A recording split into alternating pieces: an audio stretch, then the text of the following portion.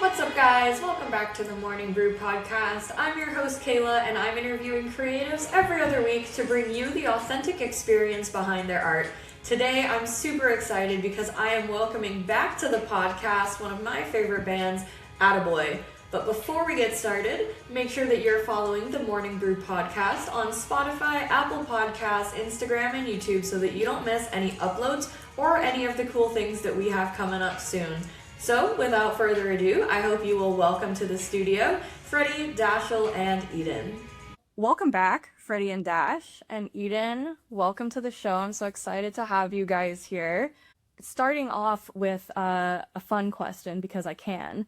If you had to switch instruments with anyone in the band, but for a whole show, who would you switch with and why?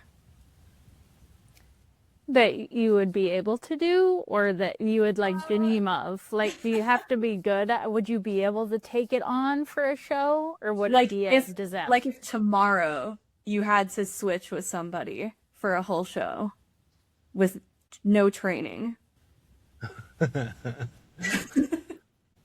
I would switch with Lewis just for the chaos.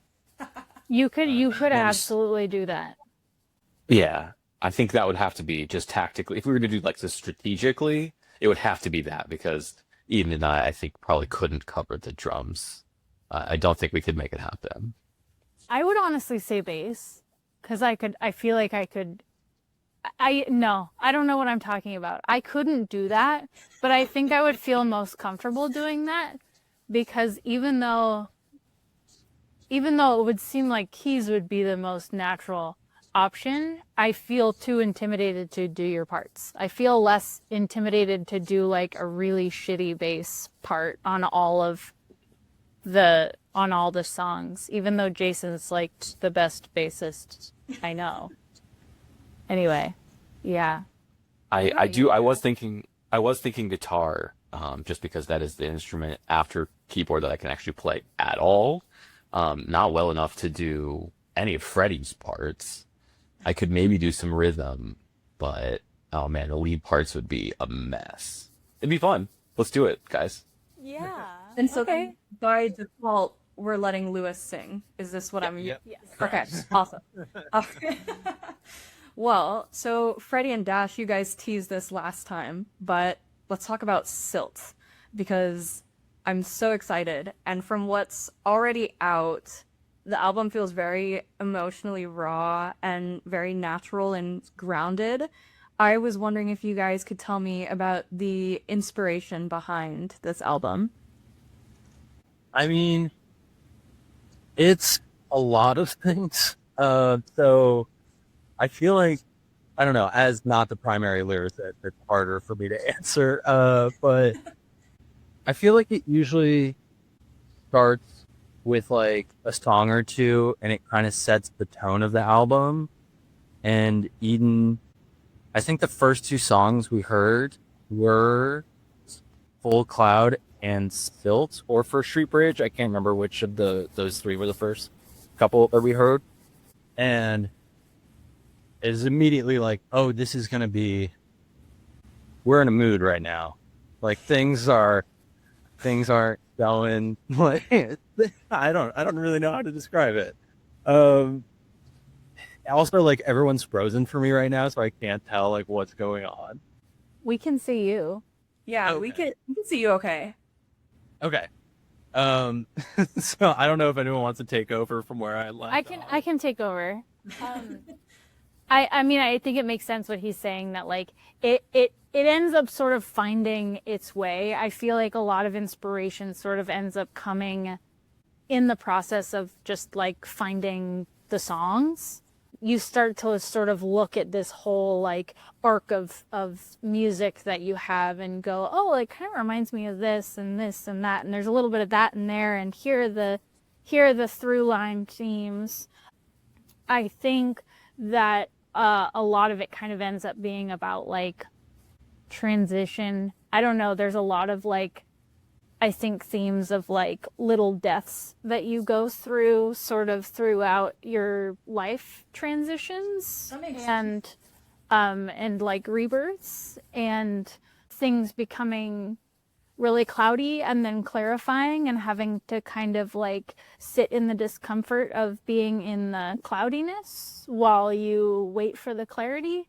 So I think there ends up being kind of a lot of that, but like definitely I think a lot of the sort of like natural elements that were inspiring for the record were like, you know, dirt, breaks, yeah, water. I don't know. It's just it's like a whole bunch of things that kind of float around. But yeah. And Yeah, I love as the far as- nature aesthetic.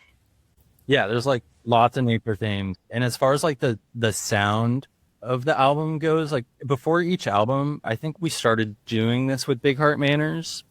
We create like a inspo playlist and send it to each other and kind of like fill it in individually. So we grab a lot of inspiration from that. And during the production of it, like we don't like necessarily put songs in that apply to specific songs, but as the recording process is going on, we're like, oh, this idea from this song or this sound from this song would work really well with where this song is going.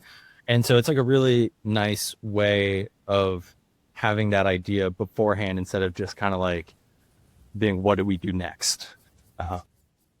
It's so good, and I really love the cow that was in the visualizer. It's super cute. You guys in the video for El Mama, which by the way is incredible, you talk about oak trees as like a steady and strong figure in your life. Who is the oak tree for each of you? Should have known it was coming back to us. We posed that question out to listeners, and we're like, "Oh, this is a beautiful thing." And the discussion that happened on social media was so sweet, and it was so lovely to like have people talk about the figures in their lives, and obviously even the like songwriter of Oh Mama has it as her mother as being the oak tree, but to see other people's responses about, you know, maybe it's not a family member, and found families, that's an important thing, and we love being able to lift that up. So for myself, I of course was kind of stalling there, hoping I would come up with an answer as I was talking. I don't think I have one right out at the gate, but I think for me it is my biological family. I think they are or have been the oak tree for me in being the steady place of support. I'm really lucky that my parents and my sibling are all these figures in my life that I can lean on for that kind of support, especially when it comes to this endeavor of Atta Boy. They've always been huge supporters, and in moments when, especially in the last couple of years, I've gone from having like a full-time job to not having that full-time job anymore. That was a scary kind of leap of faith moment, but all of them being there for me to say, no, do this thing. You're on the right path, and like keep doing that, makes that so much easier when you have that support. I think for me, it's, you know, I have different oak trees for different aspects of my life. I feel like as far as just like core support, my parents are, like Dashel said, are incredibly supportive. They were the ones who like really told me to pursue music, and like I wanted to go to like veterinary school, and I didn't know and then that didn't work out, and I didn't know what I was doing with my life. And all of a sudden I wake up with the pamphlet for Berklee College of Music under my bedroom door, and my mom being like, this is like your calling, you should pursue this, don't like don't question it. And then I really want to give a shout out to Jason, who's recorded our first 3 albums and played bass on all 4 albums, for always answering any question I have about like recording and production and just like talking about music in general. And he's been so supportive of me and trying to make it as a recording engineer, and I really appreciate him. Yeah, I think I mean I wrote the song for my mom, but I wrote the song for the place where I grew up, that was shown to me so much by my mom, by my family, you know, by both my mom and my dad. But my mom seemed to have a like connection to that place up in Paso Robles. that just always felt like the two were very connected. And I think I end up finding a lot of comfort in the nature in California, everywhere, but like especially those like coastal oak trees in California. They're just like the most unbelievable things. I remember being a kid and being like, I don't understand what you're looking at. Like, I get it, it's big, it's a big tree. And she just would always just like revel in this, like, she just had this reverence for like the age of these massive oak trees and these like old growths in California. And I started to like understand it at a certain point, and I think it connected me to her more, and it connected me to the place more, and I think it's a good reminder too that like if you look around, like there's always a cool ecosystem to look at wherever you are. Like you can never really be lonely if you take a little look around you and get a little curious about like the weeds coming out of the sidewalk, or like what's that flower over there, what's that tree. And I think finding like comfort and familiarity and like I don't know, it sounds a little cheesy, but yeah, it's my mom though. It's my mom, and it's the nature that she showed me growing up. That's sweet that it's not just your mom, but it's also this thing that you guys share and like a core memory. I think that's really sweet. Yeah, definitely. Mine's probably almost parents. Yeah. I also just wanted like Eden's mom for the band. Like when we're recording, she'll show up with like snacks and food. And like all of our parents have been so supportive of this endeavor. And like, I just being able to like thank all of our parents and Eden's mom for all of the special dips she would make and bring us, and the support and just the love and the pride they have in us is so meaningful. And Yeah. being able to express it through a song meant a lot. Oh, that's so nice. And Freddie, the video that you did for Full Cloud, I told you it feels like home. What was your thought process? Like what was going through your head when you were either coming up with the idea for the video or like when you were shooting it? So, I mean, I never thought it would be.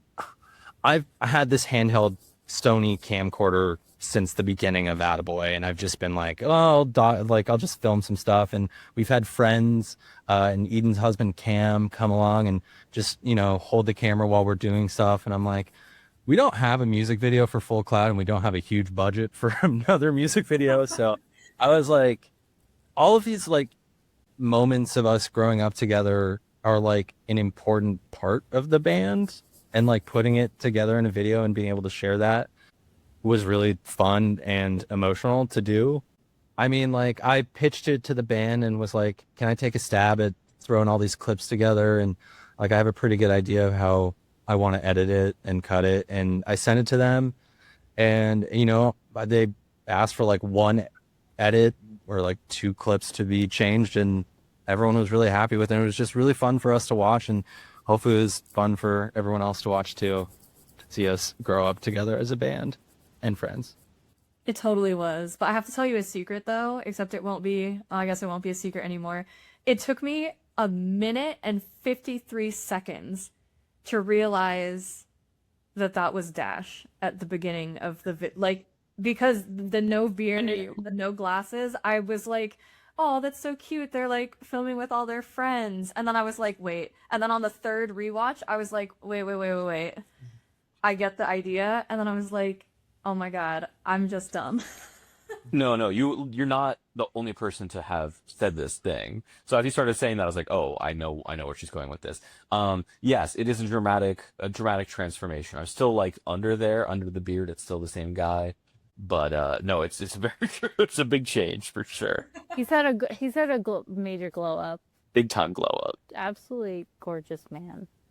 It's so funny to see that footage again, and Freddie did such a good job like putting it together in a way that felt really sweet and nostalgic, and not like, oh God, why are we putting those up? Like, I think if it had been like 5, 6, 7 years ago, we would have been a little bit more like, I don't want to really go back to that time, but it's a really like sweet homage to like the friendship and the longevity of this project. And yeah, Freddie did an awesome job with it.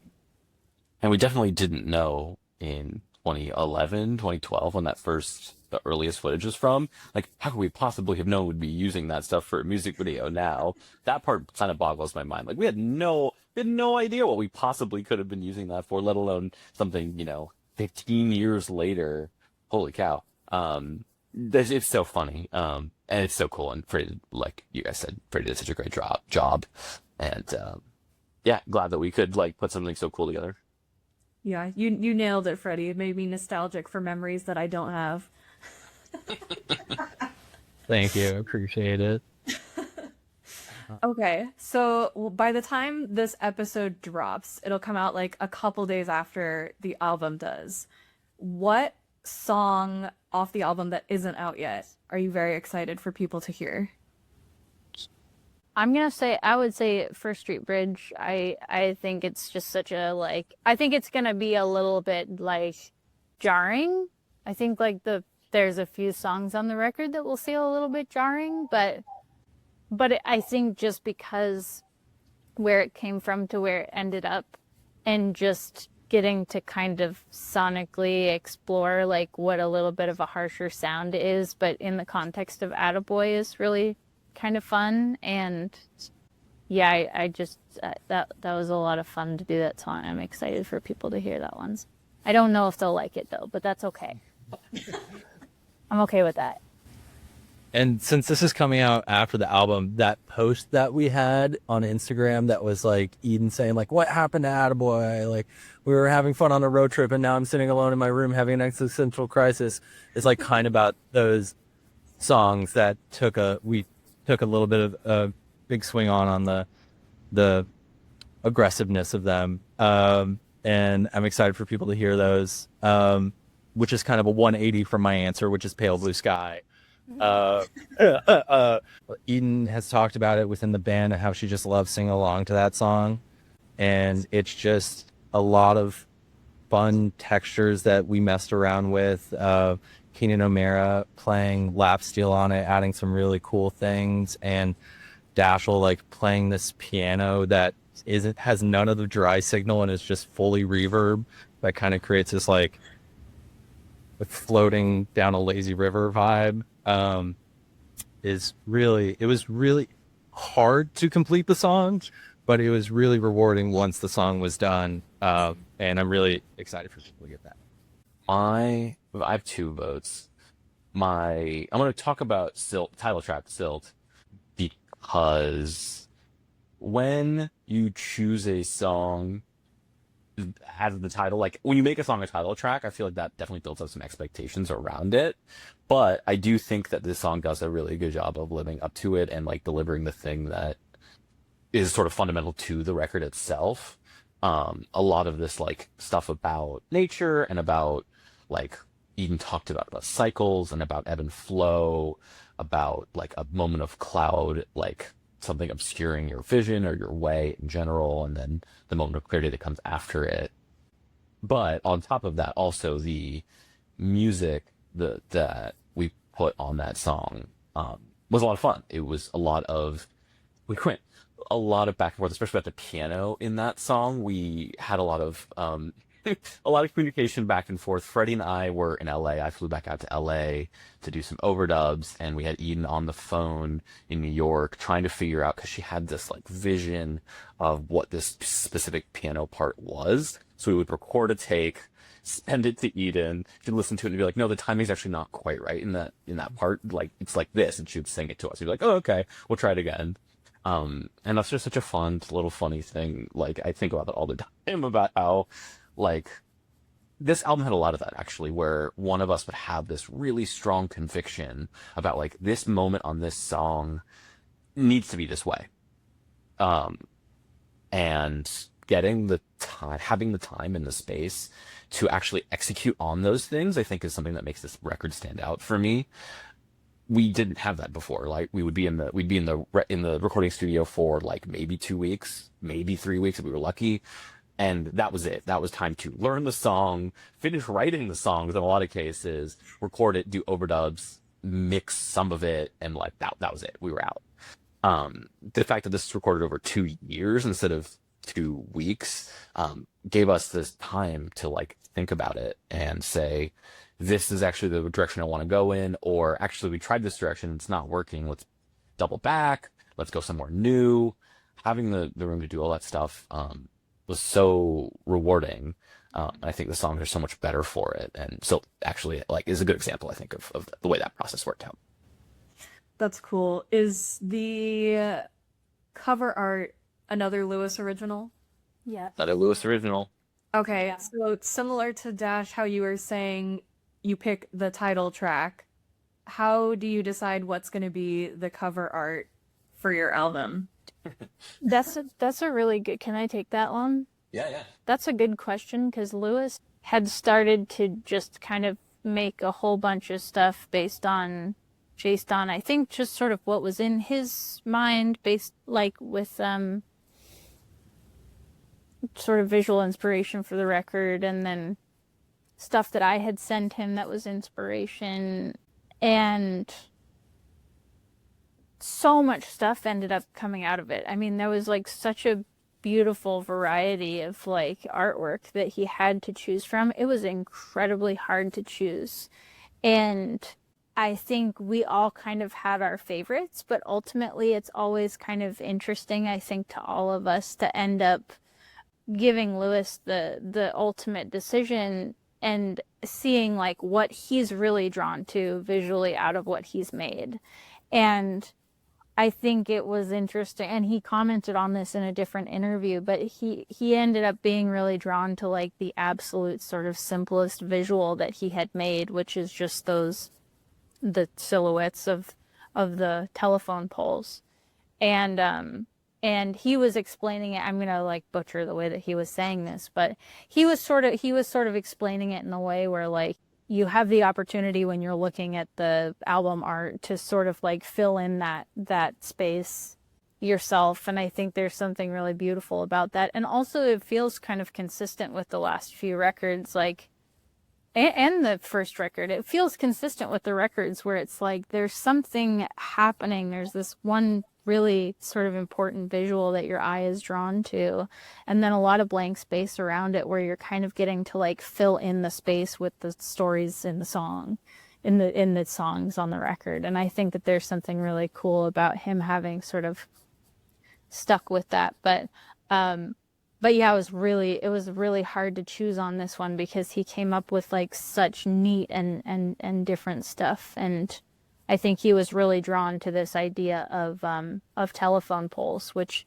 sort of ended up being a really sweet, like, I guess homage. Homage is not really the right word, but like a little staple for the fact that so much of how we recorded this record was remote and over the phone and over this like modern technology that we have to communicate different ideas and be able to, like Dash was saying, you know, get on the phone and try to explain an idea and then record it and then hear the recording and then give notes and then do it again. And like just getting to remember all of that communication too, and the ideas that like were exciting that came up, and remembering where I was when I was on the phone with them. Like there's something so cool about the simplicity of those telephone lines having like being loaded with all that for us, I think. So that was long-winded, but like I it's such cool art, and I love that he chose that one.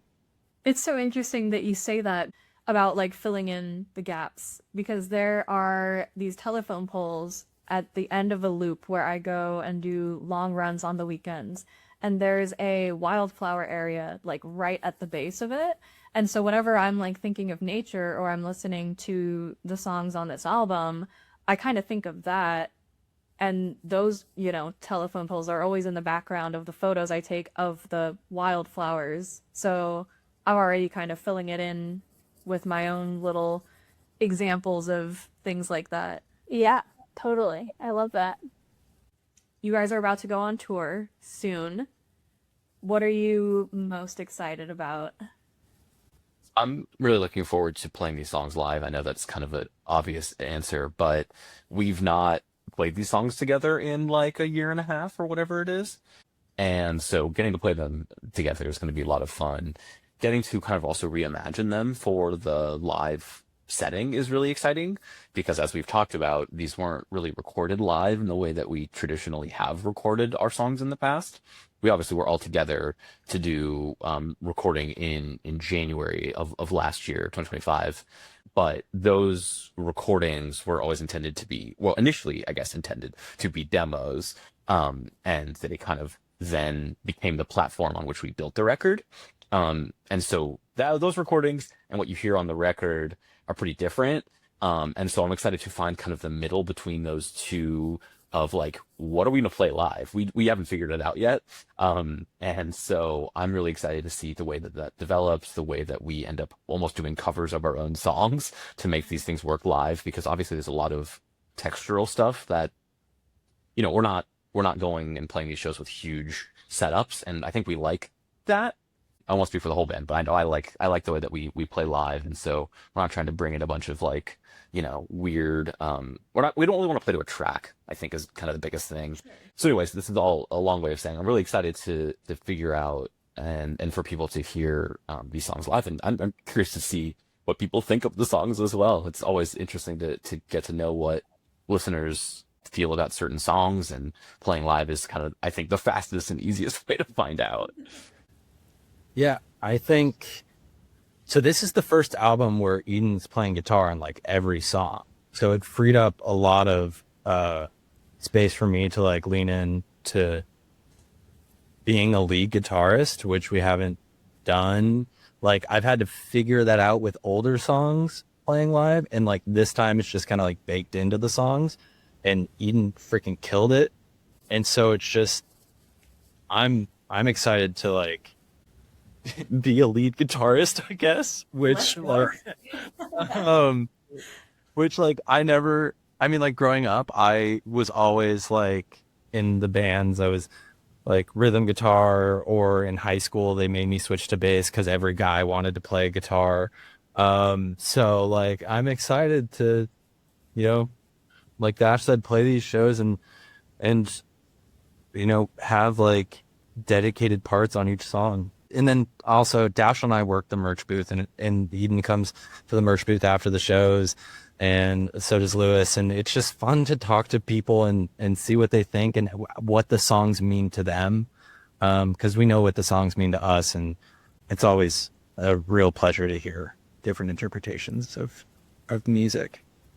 Yeah, I think like just sort of similarly, I like, well, kind of a version of what Dash was saying. I'm excited to find out how these songs play live.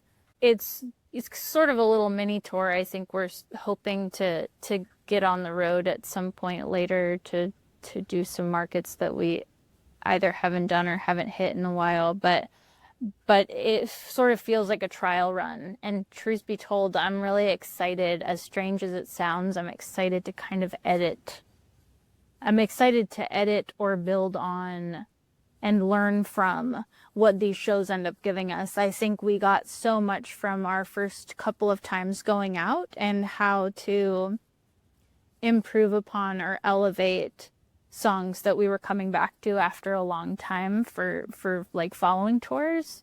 And there's something really fun about that like you can keep the integrity of a song and like and strengthen it at the same time. And I think that there's something exciting about like getting to find out what that's going to be with these songs, how we're going to start, and then how we're going to end up trying to like boost them based on what we've learned from playing them. I wish we had a little bit more of an opportunity to do that with a few more shows, but I think that this will be a good start for sure. I'm excited for you guys. I can't wait to hear the album and see how the tour goes. And if you ever want to come to Austin, I know a lot of people that would probably come out and see you guys. And also I want to get my album signed. We've been like, there's been an unhealthy amount of like neglecting Texas for us, and it makes me sad every time I see a comment being like, "Why haven't you come to Texas?" I'm like, I don't know. But yeah, I would love to come to Austin one day. I love Austin. Yes, as you should. I know the cool venues that are not trashy. So, Eden, I do a segment at the end called Artists Ask Artists, where my past guest has a question for you, and then you guys get to ask a question for my next guest. I believe last time Freddie and Dash asked a question about frogs, I think. Anyway, so my last guest was Nigel Powell from the band Unbelievable Truth, and he would like to ask you guys, how do you feel about using AI to create music, and how do you think it will change the music scene in the next 5 years? Oh, easy answer. Can I say this on behalf of the band? Go for it. Um, we despise it. Fuck yeah. And I think it's well, someone in the media recent who was it? Might have been like, if you're using AI to create music, you're not a musician. Like, I I'm getting angry the more I'm thinking about this question. So I'm trying to yeah. So I'm trying to. I mean, I'm allowed to be angry about it, but this is also your show, and I want it to be helpful. Oh, I'm in the same boat, so go for it. Okay. I love that people in communities are going to their local government and telling them they don't want data centers, and I think more and more people should be doing that. And I don't know where it's going to be in the next 5 years. I'm not super positive about it, but I believe that the more people speak up against it, the better the future can be. And no more AI slop, please, Please. everyone. I had somebody in my life that sent me a song that they had created on AI with their lyrics, but it was like they fed their lyrics into it and sort of said what type of song they wanted, and they sent it to me, I think, thinking like, this is I know AI sucks, but I just wanted to show you what I wanted, a jumping off point. And you're like, they're so I couldn't respond because I didn't know how to explain like how sad it is to lose like the beauty of the process that is trying to find a song, even if you're bad at melody, instrument, singing. Like, being bad at it is part of the way that I think like songwriting heals people, is like getting through that shit show in your mind of whatever blocks there are, and getting to a point where you make something that, even if you hate it at first, is finished and you feel proud for finishing, because like that's the jumping off point. You know, you can always go back and fix it and get better and do that, but like I think that that's such a valuable process that is unfortunately, you know, taken away somewhat by AI. And I understand the like ease of use for people and the ease of like commodifying that. And I also think it's like I think it's like robbing people of their ability to like utilize their imagination and brains to create something.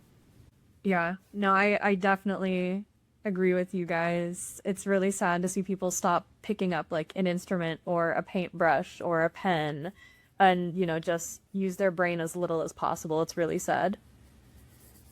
He asked about frogs, and someone asked us that. Yeah, no, it switches. It switches up. Some of the questions are serious, and then someone asked like, "Are shrimps bugs?" And I'm like, I don't even know where to start with that. But Shrimps just bugs. Shrimps is bugs. bugs, yeah. Get my high tap on that. Okay, well, so you guys get to ask a question for my next guest, which I believe is going to be the band Mac Saturn. I've been thinking about this basically since the last time we Really? talked. Because I feel like we panicked. Freddie and I panicked, and we're like, I have no idea what. I sprung it on you. That's my fault. No, we didn't do our homework. That's on us.